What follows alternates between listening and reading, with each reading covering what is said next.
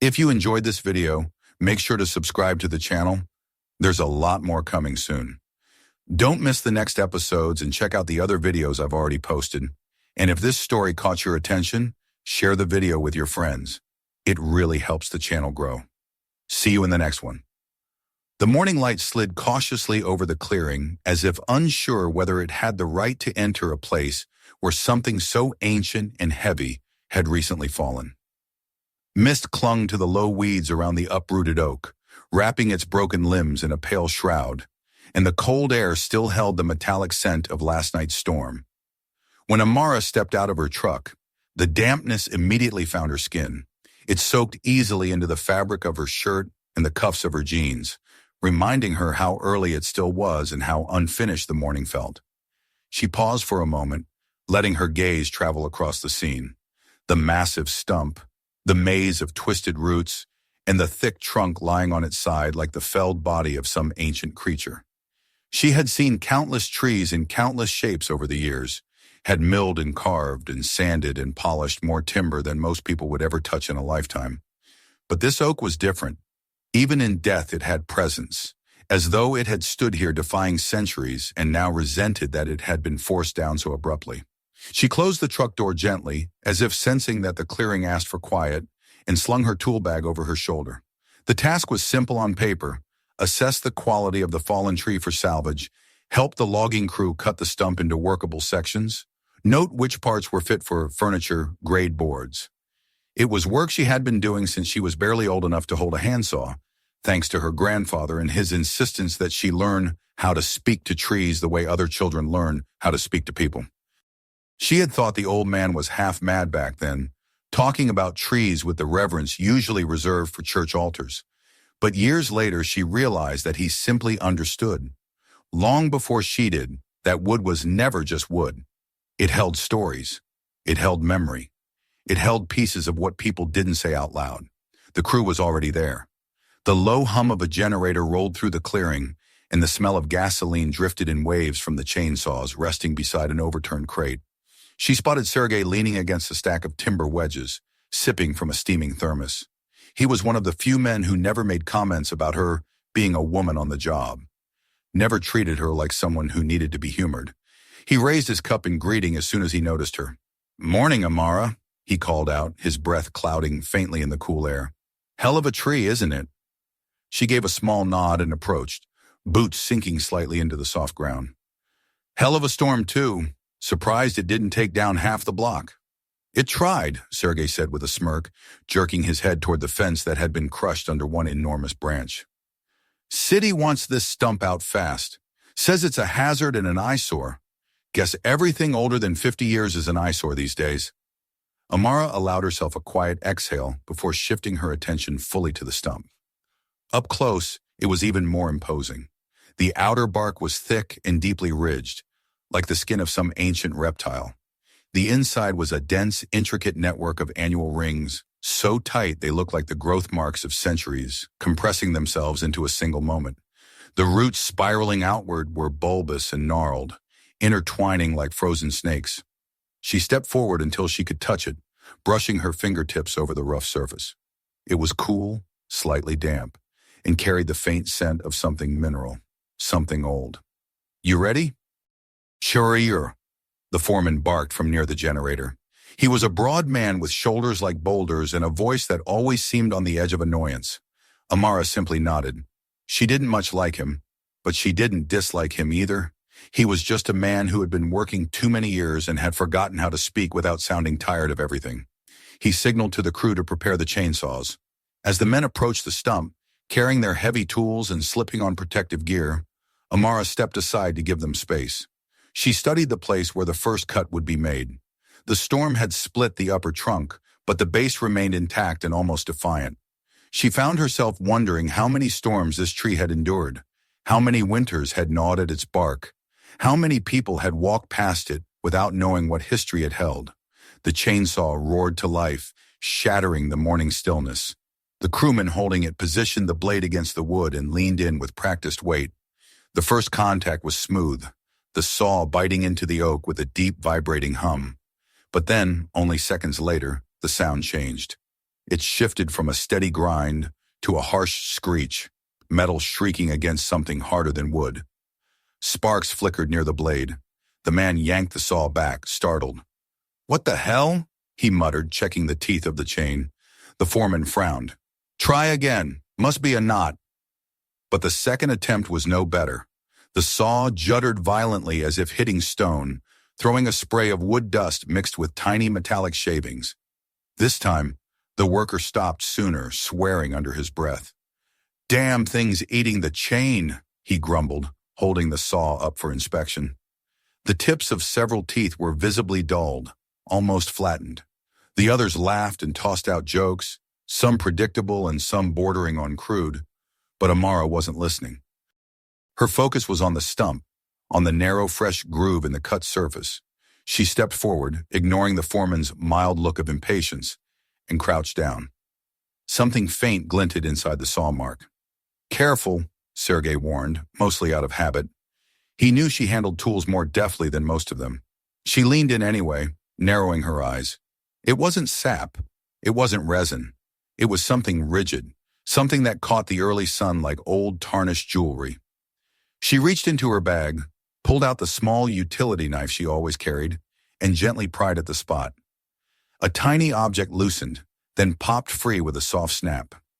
She held it in her palm. It was small, dark brown, metallic. A bullet, unmistakably. The point was blunt with age, the casing mottled with corrosion. "That's strange," she murmured. "What did you find?" Sergei asked, stepping over. She showed him the bullet. He raised his eyebrows, let out a short laugh. "Maybe someone used it for target practice 100 years ago." "Not that deep," she said quietly, more to herself than to him. The bullet had been wedged several centimeters inside the wood.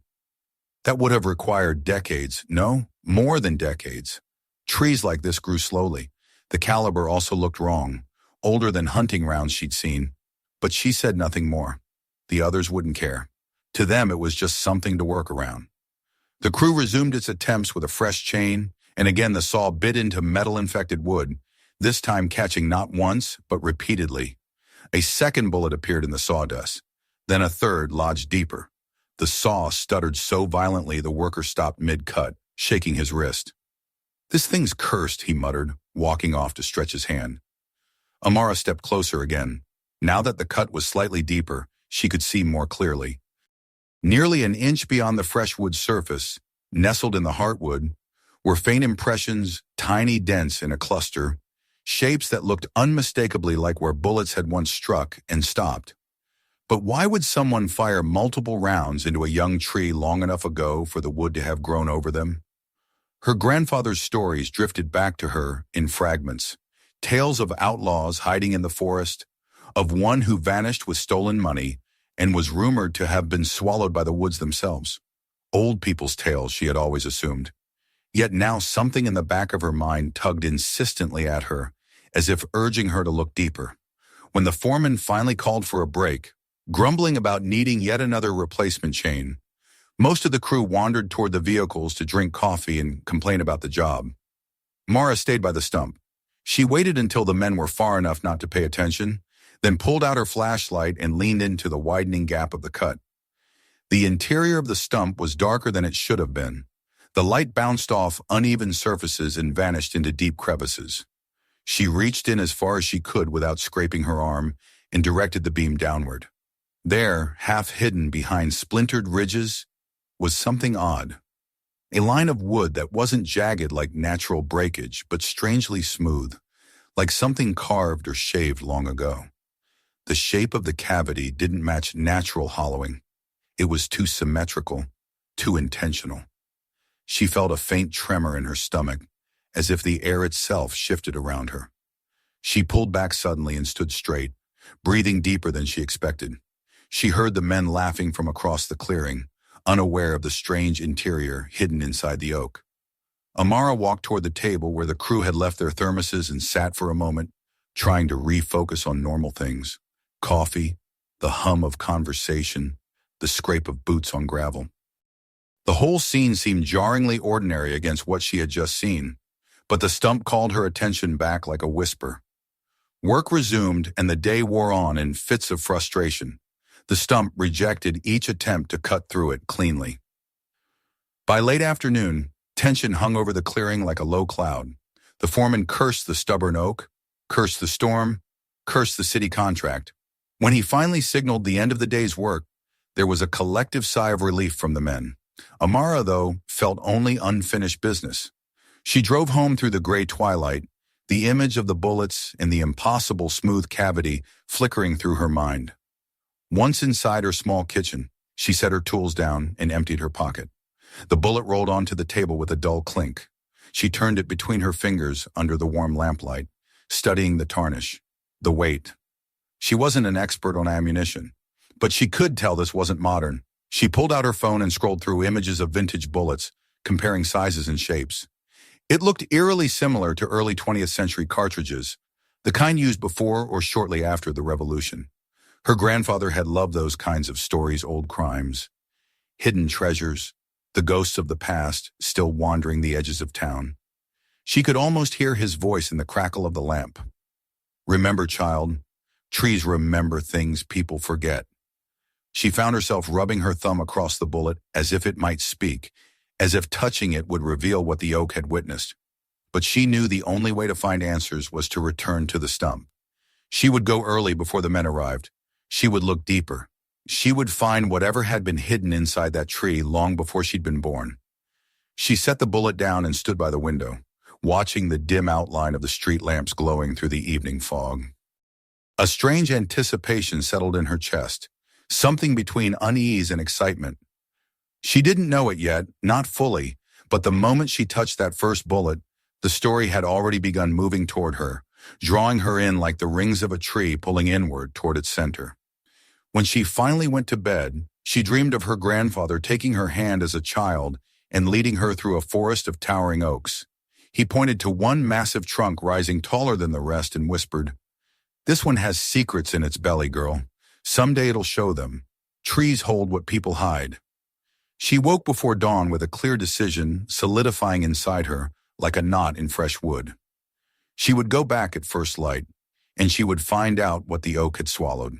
The next morning rose with a muted stillness that seemed to settle over the world like a held breath. Amara woke before her alarm, startled into consciousness by the remnants of her dream. Her grandfather's hand clasped around hers, the smell of earth and wood heavy in the air as he led her through a forest that felt both familiar and impossibly ancient. She lay still for a few seconds, listening to her own breathing, then finally swung her legs over the edge of the bed. A lingering sense of purpose tugged at her as strongly as any obligation to work. She knew exactly where she needed to be and why. The stump had not left her thoughts since she'd stepped away from it yesterday, and now that she had slept on it, the need to return felt almost physical, as though something deep in her chest pulled her toward the clearing with quiet insistence. She dressed quickly, choosing clothes she didn't mind ruining, and grabbed her tools with a kind of nervous eagerness she hadn't felt in years. The sky was still dark when she stepped outside, though a faint suggestion of dawn stretched along the horizon. The air carried a biting chill that made her shoulders tense as she approached her truck. For a brief moment she hesitated, wondering if she was letting imagination or sentiment pull her into something foolish. But the doubt passed quickly. The vision of that smooth, unnatural cavity inside the stump had haunted her too vividly. Whatever lay hidden in the heart of that ancient oak had been placed there with intention. Someone had taken time, effort, and perhaps even risk to bury something inside a living tree. That alone was reason enough to investigate. The drive to the clearing was quiet, the roads nearly empty. Streetlights glowed weakly through the mist. Amara's hands tightened around the steering wheel the closer she came to the old park. Every turn seemed to bring her memory into sharper relief. The crushed fence, the generator, the sawdust lingering in the air. She had told herself last night that she would treat the discovery like any other job-related puzzle. But she knew that wasn't entirely true. There was something more personal about this. The bullets embedded in the wood, the strange cavity, the sense of history pressing against the present. It all felt tied to the stories she had grown up hearing. It felt like she had stepped into one of those whispered legends that adults rarely admitted believing. When she finally reached the clearing, the sky had lightened just enough to cast a ghostly blue hue across the landscape. Dew coated the grass and the exposed roots of the fallen oak. The stump stood as it had the day before, hulking and silent, its rugged form etched in soft morning light. The air around it seemed colder than the rest of the clearing, as though the tree still held the memory of last night's storm. No one else had arrived yet, as she'd hoped. She parked her truck a short distance away, stepped out, and let the quiet settle around her. Approaching the stump felt different in the early light. Yesterday it had been simply a massive, stubborn piece of wood resisting the efforts of tired workers. Now it seemed like a relic, a neglected monument concealing something that didn't want to be found. Amara set her bag down and pulled out her flashlight, gloves, and a few smaller tools. The air smelled of wet bark and cold earth, grounding her with its familiarity. She took a slow breath and stepped closer, placing her palm against the rough exterior. The wood was cool and slightly slick with morning moisture. She could feel the subtle vibration beneath her hand, not supernatural, but alive in the way all trees retain a presence even after falling. She kept her hand there for a moment longer before crouching and angling her light into the same crevice she'd examined yesterday. Now that no one was watching, she could move with the thoroughness and focus she hadn't dared to display in front of the others. The cavity was even more intriguing than she remembered. The flashlight beam illuminated wood that was undeniably shaped by human hands. It wasn't clean or polished time, and the tree's own growth had blurred and warped the edges, but the underlying structure was unmistakable. This wasn't rot or animal burrowing. It was a chamber carved deep into the heart of the oak. She angled the light further in, narrowing her eyes as she pressed her shoulder against the stump to lean deeper into the fissure. The wood smelled faintly burned, though she couldn't tell whether it was from fire or the heat of bullets striking it long ago. A sticky amber resin clung to some inner ridges, catching the light like thin threads of gold. She reached in with her gloved hand and let her fingertips trace the interior. The texture felt wrong for natural decay.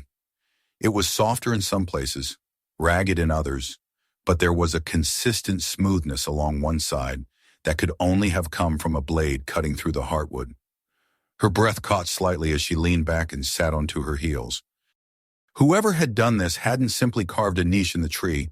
They had created a space intended to hold something. Her heart quickened as she pulled her tools closer. She picked up the smaller axe and held it thoughtfully. She needed to widen the cavity, but she didn't want to damage whatever lay inside. She waited another moment to steady herself, then raised the axe and brought it down with a controlled strike to the edge of the fissure. Wood chips fluttered to the ground. She struck again and again, increasing the force gradually until the hardened grain began to give way. Each blow echoed across the empty clearing, sharp and rhythmic. Sweat formed at her temples despite the morning cold. Working carefully, she chipped away the wood surrounding the hidden chamber, enlarging the space. The deeper she went, the more resistant the wood became. The oak's heartwood had aged into a dense, unyielding mass that fought her every strike. She paused occasionally to rest her arm or reposition herself, then continued, determined to reach whatever lay embedded inside. Time passed without her noticing, minutes melting into nearly an hour as she cut and carved and dug into the stubborn oak. Finally, a heavy chunk of wood gave way with a splintering crack, falling to the ground with a muted thud. She caught her breath and leaned forward, shining the light into the deeper recess. Her heart lurched. Metal. Not scattered fragments this time, but a definite surface reflecting dull silver beneath decades of dirt and resin. She pressed her fingers against it and felt the cold ridges of something rectangular. It was a corner, a metal corner. Excitement surged, tempered by a sudden pulse of fear. She picked up the flashlight with both hands and slowly illuminated the rest of the cavity. Wood fibers clung to the surface of what was unmistakably a box, or rather, part of one. The tree had swallowed it almost completely, growing around its shape and locking it inside like a gemstone embedded in rock. The sight was surreal. The box looked as though it had been entombed intentionally, protected by the relentless growth of the oak. Her throat tightened. She knew without needing to rationalize it that this was the source of everything, the bullets, the resistance to the saw, the mysterious smooth cavity. This box had been placed here deliberately, long before she was born. A sudden memory flickered through her mind, vivid as if her grandfather were whispering in her ear. A story shared around a dying fire, of bandits fleeing into these woods after a robbery, of gunshots echoing between the trees, of one man carrying the stolen fortune deeper into the forest, vanishing without a trace. The legend had always sounded like a tale meant to frighten or entertain children, something to stir their imagination. Yet here, inside a stump at the edge of the old park, lay something that seemed to confirm every part of it. She swallowed hard. Her hands trembled as she resumed her task with renewed urgency. With delicate motions, she chipped away more wood to free the box without damaging it. The metal sang faintly under her blows, a muffled clang that reverberated in the hollow of the stump. She paused often to assess her progress, adjusting the angle of her strikes and using her knife to remove stubborn slivers of wood. Her breath grew heavy. She dirtied her sleeves. Bits of sap clung to her gloves. She barely noticed. A small rattle from behind startled her, and she nearly dropped her tool. The sound came from the parking area where gravel lay scattered over uneven ground. She turned sharply, her pulse spiking, but saw no one. The mist drifting in from the trees shifted slightly, but the clearing remained empty. Still, the moment of unease lingered, reminding her that she was trespassing on a secret someone else might not want rediscovered. She forced herself to return to the cavity, refusing to let fear disrupt her. The stump felt different now, less like an obstacle and more like a threshold waiting to be crossed. She worked quickly, extracting chunks of wood and widening the opening until she could get both hands around the corner of the box. She tested its weight. It didn't budge at first, fused to the stump by decades of pressure, but after some careful rocking and tugging, the box shifted an inch, then two. Her shoulders strained, her fingers ached, but she kept at it.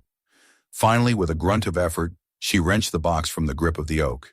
It slid out in a slow, reluctant motion, shedding flakes of resin as though the tree were reluctant to part with it. The weight nearly pulled her forward, and she lowered it to the ground as gently as she could. She sat back on the dirt, breath coming fast, staring at the object that had been hidden inside the heart of the oak for what must have been at least a century.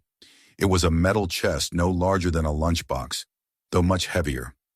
Rust mottled its surface like old battle scars. Along the edges, faint engravings peeked through grime, indecipherable but intriguing.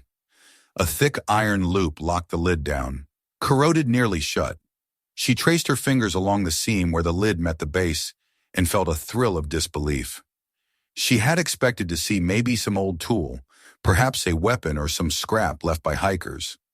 But this was a container built to last, forged in a time when people crafted things to endure hardship. Amara barely heard the hum of a distant engine as she turned the chest over to examine the bottom. Scratches marred the surface, deep gouges as if someone had tried to pry it open long ago. There was even a faint indentation she was certain must have been from a bullet striking the metal. Her mind reeled with possibilities. If the story her grandfather told had any basis in truth, this chest might contain stolen money, precious items, or documents worth a fortune. But the thought didn't thrill her so much as unsettle her. Anything tied to theft and violence rarely brought peace. She looked up, scanning the clearing again. Still no one. The crew wasn't due for at least another half hour, maybe longer. This was her window. If anyone else saw the chest now, she wouldn't control the story. It would belong to the city, the foreman, or worse, whoever might still be searching for it. She hurried to wipe away some of the wood dust, trying to disguise the fresh marks where she had widened the cavity. It wasn't perfect, but in the dim early light, it might pass unnoticed, at least temporarily. She wrapped the chest in her jacket before placing it inside her tool bag, muffling the clank of metal. Even with the jacket, the bag sagged heavier than usual, reminding her of the risk she was taking.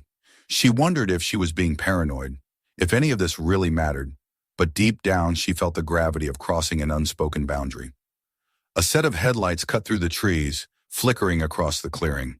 She flinched and swung her head toward the narrow dirt road leading to the park entrance. The rest of the crew was early, or someone else was coming. The truck that emerged belonged to the foreman, recognizable by its dented side panel and sun-bleached paint. She exhaled slowly in relief, though her heart didn't slow. She grabbed her tool bag, hoisted it onto her shoulder, and walked toward the makeshift staging area, trying to project calm. As the foreman climbed out of his truck, he looked tired and annoyed. He rubbed the sleep from his eyes and approached with a grunt.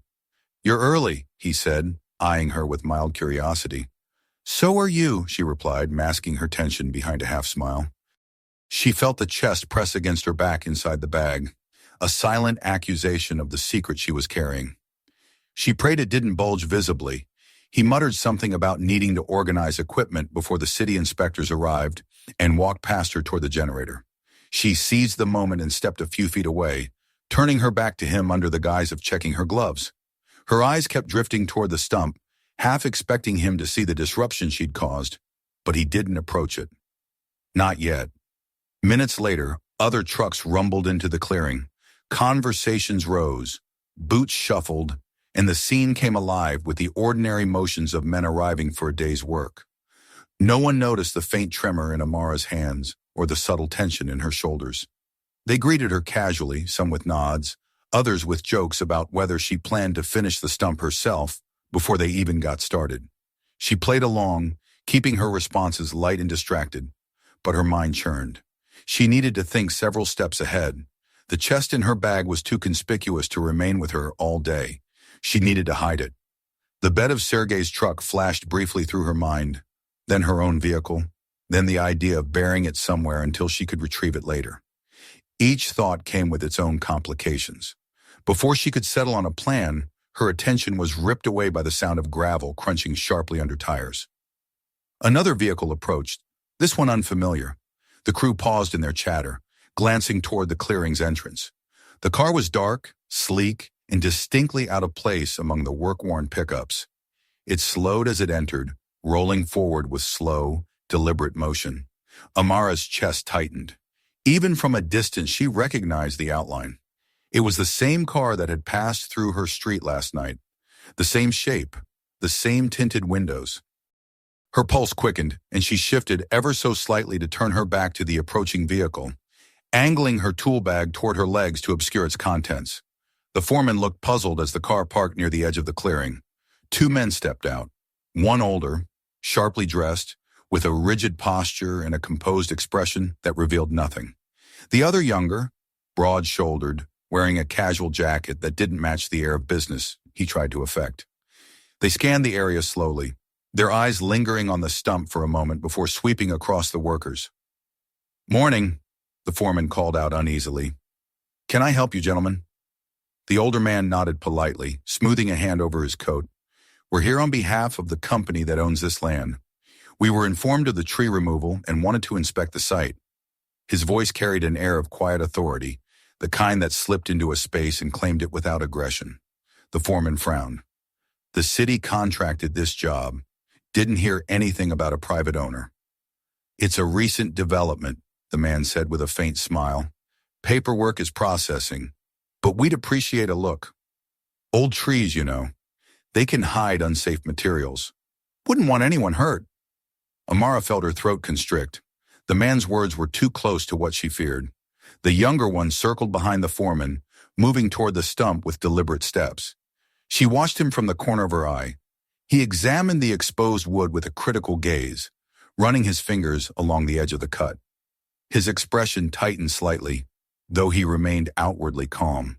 When his eyes lifted just briefly, they brushed across hers, and in that instant, something cold prickled along her spine. He knew, or at least suspected more than he should. Amara pressed her hand against her tool bag, feeling the heavy outline of the chest inside. Panic threatened to rise, but she forced herself to breathe. The foreman and crew were still gathered nearby. She had minutes, perhaps less, to determine her next move. Whatever these men wanted, they weren't here for a casual inspection. Their attention was too focused, their timing too coincidental. A cluster of moments passed in near silence as tension quietly knotted the air. Amara shifted slightly, her mind racing as the older man began asking questions about the stump-pointed ones, almost too specific to be casual curiosity. She recognized the trap forming around her. She needed to slip out of it before it snapped shut. But she also knew something else with sudden clarity. The chest she'd retrieved from the oak wasn't just some old relic. It was dangerous, and not just because of its contents. Someone else already knew it existed, and they were here to reclaim it.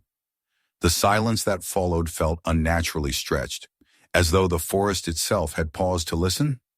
Amara stood rooted in place, her heartbeat thudding in her ears while the two strangers surveyed the stump with slow, deliberate scrutiny. It was impossible not to sense the shift in the air. Moments earlier, the clearing had been filled with the usual bustle of men preparing for the day's work, but now conversations softened, movements stilled, and an invisible thread of unease wound itself through the group. Even the foreman, usually loud, impatient, and impossible to rattle, seemed suddenly cautious, watching the visitors with a narrowed gaze. Amara forced her breathing to steady, though every inhale felt shallow. She could feel the weight of the chest through the canvas of her tool bag, heavy enough to tug against the strap on her shoulder. It was almost painfully tangible, as if the metal inside pressed insistently into her ribs, reminding her of its presence with every minute she kept it. If she shifted even slightly, she was certain the bag would clink and betray her. She couldn't let that happen. Not now. Not with these men here. The older stranger continued his polite exchange with the foreman, but there was something else beneath his tone. Whether curiosity or calculation, she couldn't yet tell. The younger man, meanwhile, had crouched near the stump, running his fingertips over the fresh saw marks with unsettling focus. His eyes darted toward the clean break in the wood where she had carved out the section to extract the chest. She saw him brush away some sawdust, then lean in closer, frowning almost imperceptibly. She knew the moment he recognized the unnatural shape of the cavity. His gaze flicked again in her direction, this time longer, lingering with an intensity that made her stomach tighten. She turned away before he could catch her expression, pretending to busy herself with adjusting her gloves. Her mind raced with possibilities she didn't want to acknowledge. Had they been watching her last night? Did they know she had the chest? Or were they only guessing, piecing together the story from what the stump revealed? Every instinct she had warned her that these men were not casual investigators. Whoever they represented, private landowners, wealthy bidders, or something far more dangerous, they had a specific purpose for being here. She moved slowly toward her truck under the guise of retrieving another tool. If she could just get closer, maybe she could stash the bag behind the seat. Maybe she could hide the chest before anyone noticed. But as she took her first cautious step, the younger man stood abruptly. "Excuse me," he said, his voice cutting cleanly through the murmurs of the crew. She froze. Though he hadn't spoken loudly, the tone commanded attention. The foreman paused mid-sentence and turned. Sergei glanced over from where he was unloading a chainsaw. Several workers exchanged confused looks. The younger man walked toward Amara with an expression that feigned casual politeness, but failed to mask the alertness in his posture. His eyes stayed locked on her, sharp and steady. "You were here early, weren't you?" he asked. She swallowed before answering. "Yes. I like to get a head start when I can." He nodded as though confirming something he'd already suspected. "Find anything unusual while you were working?" Her pulse quickened painfully. "Unusual? Not really, just stubborn wood. Old trees can be like that." He tilted his head. "Old trees can be full of surprises." The words hung between them in an uncomfortable stillness. His gaze drifted to her tool bag in a way that felt too knowing, too deliberate. The foreman, sensing tension but not understanding it, stepped forward. "What's this about?" he asked. "Just routine questions," the younger man replied easily. "We've been studying some recent environmental concerns. Older trees sometimes absorb things over time that can be dangerous once they fall. Lead, chemicals, even old shrapnel." His eyes flicked back to Amara. "Bullets, for example." She forced herself not to react, but the foreman let out a dismissive snort. "Yeah, we hit a couple. That old oak must have been target practice. Nothing serious." The younger man smiled politely, but it didn't reach his eyes. "Yes, that's one possibility." He looked again at the stump. "Though I'm not convinced that's the whole explanation." Amara felt the weight of the chest pressing harder against her hip, as though it were trying to sink her into the earth. She needed to move, but she didn't dare. Any sudden gesture would draw attention. Her thoughts spun toward the possibility of slipping away unnoticed. But that, too, would only make her look suspicious. She refused to let panic dictate her actions. She needed clarity, She needed time. The older stranger approached then, his manner refined but no less unsettling than his companions. "We won't interrupt your work further," he said with a smooth smile, "but we would appreciate staying on site for a short while, with your foreman's permission. Our interest is strictly historical. Trees of this age have significance." His choice of words was too precise for comfort. Sergei glanced at Amara, his brow creased in silent question. She forced herself to nod as though everything was normal, though inside she felt her heartbeat hammer against her ribs with frantic insistence. The foreman, visibly annoyed but unwilling to challenge men who claimed legal authority, muttered, "Stay out of the way then," before turning to the crew. "Let's get started." Work resumed in a clumsy, wary fashion. The men were careful at first, casting nervous looks toward the visitors, but soon they returned to their rhythm. The chainsaws roared to life once again. The smell of fuel and sawdust filled the clearing, but Amara felt the stranger's presence like a weight pressing against her back. She sensed eyes on her even when she didn't look. She kept her tool bag close, never letting it out of reach. As the sun climbed higher, her dread mounted. She could not remain in this clearing with the chest much longer. Sooner or later, someone would ask the wrong question at the wrong moment, or the strangers would look closely enough to see the fresh tear in the wood she had created, or someone would notice the tension tightening her movements. She needed a plan. She needed a way out.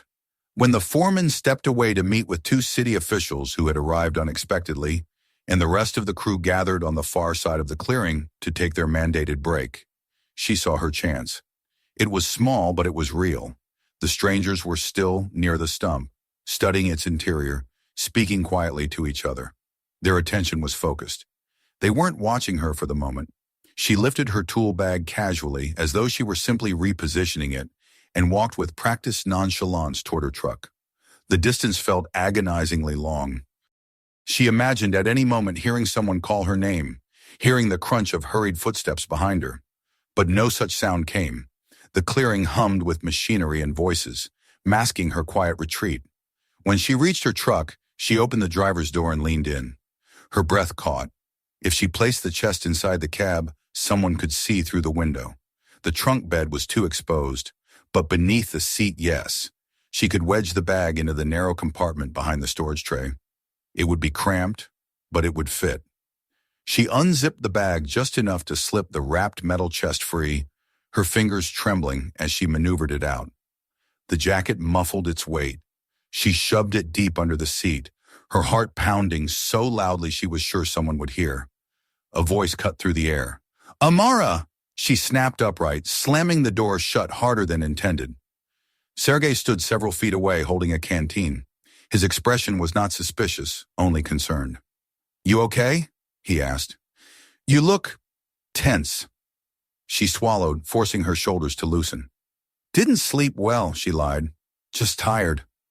He nodded slowly but didn't push. "Lunch break's in an hour. You should eat something before you faint on us." She managed a small smile. "I'll be fine." He gave her a lingering look, then headed back toward the crew. Only when he had turned away fully did she exhale the breath she'd been holding. But her relief was short-lived. The younger stranger stood by the stump, but his companion, the older man, was no longer with him. Amara scanned the clearing and found him near the entrance, speaking quietly into a phone. The two city officials stood several yards away, waiting impatiently. But there was something in the older man's posture that struck Amara as wrong. Too stiff, too deliberate, as though he was not reporting information but receiving instructions. She backed away from her truck with careful steps and rejoined the workers just as the foreman returned, frustrated and short-tempered. He resumed giving orders, but Amara barely listened. Her mind was on the chest under her seat and the danger tightening like vines around her. Minutes passed. Then a movement in the corner of her eye drew her attention. The younger stranger was walking toward her purposefully now, no longer pretending to be a casual observer. His focus was locked on her with unnerving intensity. She steeled herself, bracing for confrontation, but instead he addressed the foreman. "Would you mind if we ask your employee here a few questions?" he asked, motioning subtly toward Amara. The foreman sighed heavily. "As long as you don't slow us down." Amara felt her muscles tighten. She glanced at Sergei, who immediately sensed something was wrong. He nudged closer, but she shook her head minutely. She didn't want him dragged into this. The younger man approached her directly. Up close, his expression had hardened. There was no politeness now, only intent. "You came early today," he said quietly, so only she could hear. "Earlier than anyone else. You worked near the stump before our arrival." "I told you," she replied calmly. "I like to start early." He leaned in slightly. "Did you remove anything from inside that tree?" Her chest tightened. "No." His eyes searched hers, and for a heartbeat she feared he would expose the lie. But instead he stepped back, studying her with the kind of silence that could peel away layers. He did not believe her. She could see that clearly. But something in his posture changed, as though he realized pressing her here, in front of everyone, would not yield the truth. Suddenly he spoke in a tone that carried further than before. "Let us know if you find anything unusual." And with that, he turned and walked back toward the stump. But his restraint didn't comfort her. It only confirmed what she feared. He was waiting for a better moment, a more private one in which she would not have a crowd to protect her. She needed to leave. As soon as the foreman turned his back and the strangers refocused on the stump, she slipped quietly toward the path leading out of the clearing. She moved quickly but without running, her breath shallow. She only needed to reach her truck, only needed to start the engine, only needed to get away from this place before those men realized she wasn't coming back. But as she neared the tree line, a dark figure stepped onto the path. It was the older man. He blocked her way without appearing confrontational, but his stance was firm, and his cold eyes assessed her as though she were a puzzle he was moments from solving. "Leaving early?" he asked softly. Amara's breath hitched. "I have somewhere to be." He nodded slowly. "Yes, I imagine you do." Her pulse pounded. She took a step back, preparing to slip around him, but he moved subtly to block her again. His expression didn't change, but there was an unmistakable tension in the air, a warning. She didn't know how long they stood like that, only that every second tightened the invisible grip around her. Then something unexpected broke the moment. A sharp shout rang out from the clearing. It was Sergei's voice, loud and alarmed. "Hey, over here!" Both Amara and the older man turned sharply. Sergei was waving frantically from near the stump, drawing everyone's attention. The younger stranger sprinted toward him, while the foreman cursed and rushed to see what happened. The city officials followed, bewildered. Seizing her moment, Amara bolted toward her truck. She didn't think. She didn't look back. She ran with all the fear and adrenaline that had been building inside her since dawn. She flung open the driver's door, threw herself inside, turned the key, and the engine roared to life. She saw the older man rushing toward her now, shouting something she couldn't hear over the blood pounding in her ears. Gravel scattered under her tires as she slammed the truck into reverse, then sped forward, shooting down the narrow dirt road that led out of the clearing. Branches scraped the sides of the vehicle as she surged ahead. Only when she reached the main road did she finally exhale, though her breaths came in ragged bursts. The chest beneath her seat thudded softly as the truck hit a bump, reminding her that this escape was temporary. She had something that didn't belong to her, something dangerous, and someone, perhaps several someones, wanted it back. As the road curved and the clearing disappeared behind her, she knew with chilling clarity that this was no longer just about curiosity or history, or even the hidden relic of a forgotten crime. She was now part of a story she didn't fully understand, a story that had waited in the belly of an ancient oak for decades. The past had finally pushed its way into the present, and it wasn't finished with her yet. Thanks for watching. If you enjoyed the video, don't forget to hit subscribe and turn on notifications so you don't miss the next episodes. Check out my other videos too, and feel free to share this one with friends who might like it.